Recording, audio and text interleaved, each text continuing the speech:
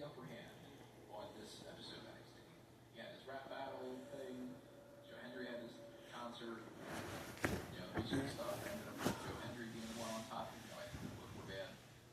And that is sometimes an indicator of what's going to happen. Yet, not necessarily in this case, because they're actually going to have another interaction before this one. TNA or Siege. For anybody who doesn't watch TNA, or at least doesn't even pay attention to it enough to be as knowledgeable about it as I am when I don't watch it, the setup for Under Siege is Elias/Elijah is teaming with Joe Hendry against Trick Williams in a tag team match. And the purpose of the tag team match is really not there. Like Frankie Kazarian being involved in being a tag team partner with Trick Williams maybe has something to do with Joe Hendry in the future again. Maybe not. Maybe it's just get these people on the card for the sake of it. But if Trick pins Joe Hendry at Under Siege, then I'll go so far as to say Joe retains the title. If Joe's team wins the tag match, I think Trick wins the title. Yeah, well, I think Trick is winning the title no matter what, and I think he's losing it at TNA Slammiversary in July. But yeah, this match should be fine. Like I don't want to be mean, but I really feel like this.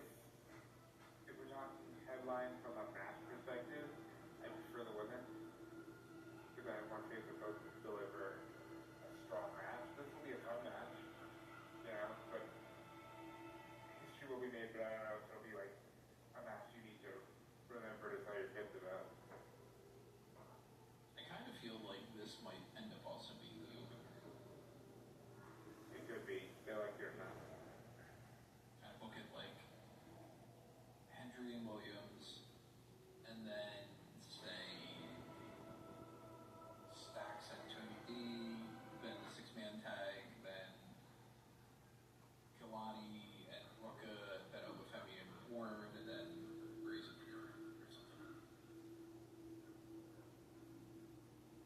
Yeah, I can see it playing out that way.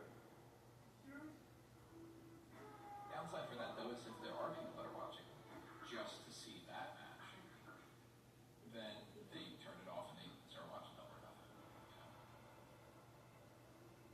Then again, how many people are choosing to watch Battleground over Double or Nothing because of the TNA match? WWE NXT show with a TNA thing instead of an AEW show. Too many fucking promotions. That Very is strange. Overlap. Too much overlap. Like they've never done this before where it's just pay-per-view up against pay-per-view. That's crazy.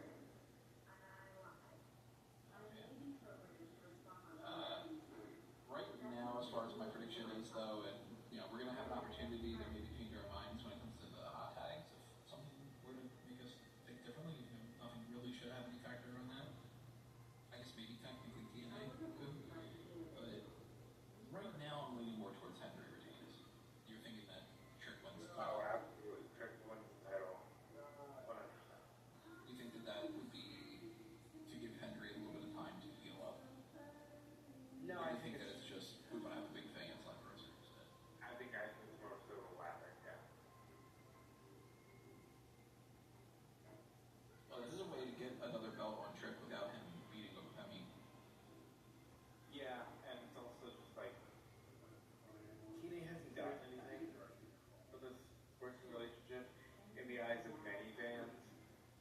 And I've said it before, I'll say it again. You can be excited that you got your WrestleMania moment, bro. But the bending over backwards to be like, oh, I wasn't there either, and you're like, yes, you got a moment, but like, you didn't look great, you know what I mean? And I think NXT started being TNA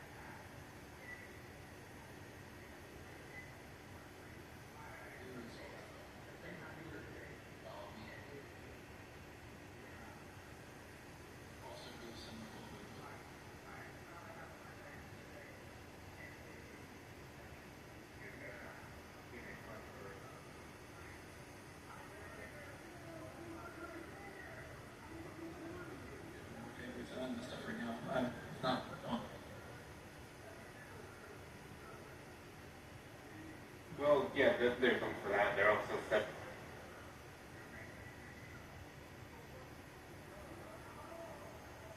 Like, hey yo, I'm an Italian gangster without a gang.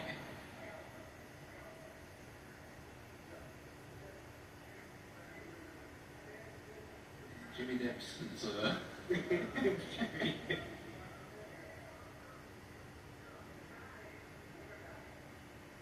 you get Tony fumbled.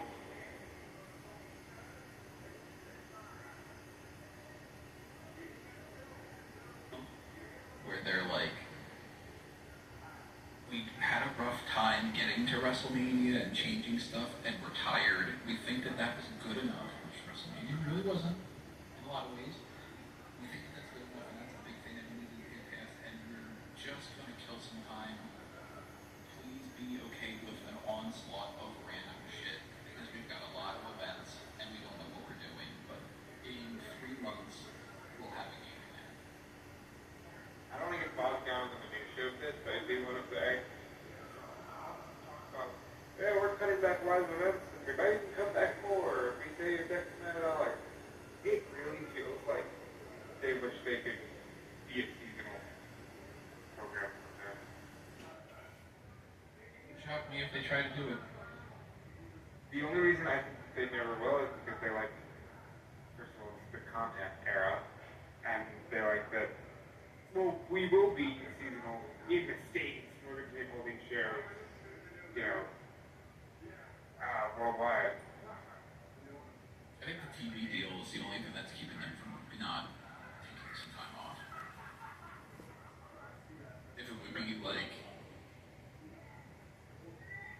you know, maybe like, hey, we're not going to do all those hours of TV for like a month or something like that, I think they would do it, but they would have to be paid for it if they weren't doing it. So instead, they just half-ass everything. And I don't know, maybe, like, I get the feeling that, like, this week in particular, things are sloppy, things make no sense. Raw was fucking sure to get through. NXT tonight had some stuff where I was just like, that's really, like, this is putting your best foot forward. In a way, it almost kind of makes me feel like there's somebody who worked on the shows this week that's like, it's their first week on creative, and they suck at the job. Or it's, you know, we had a bunch of plans, but things changed, so this is the next best thing that we can do, and we aren't really giving a lot of attention to it. Like, I didn't like, you know, we're not going to talk about, like, specifics of every little bit of NXT from tonight, because it's been this Battleground pay-per-view, but, yeah, Thea Hale goes up to Tatum Paxley, and she's like, what the hell, why did you attack my eyeball? And Tatum's like, I'm sad, because I have no friends, like I told you. And Thea's like, well, I mean, I kind of get it. And then Jada just attacks Thea, and it's like, by the way, Paxley, I think that it's really sad what you're going through, or whatever. And she's like, really? He goes, no, you fucking idiot. And then leaves. And it's like, who the fuck wrote this?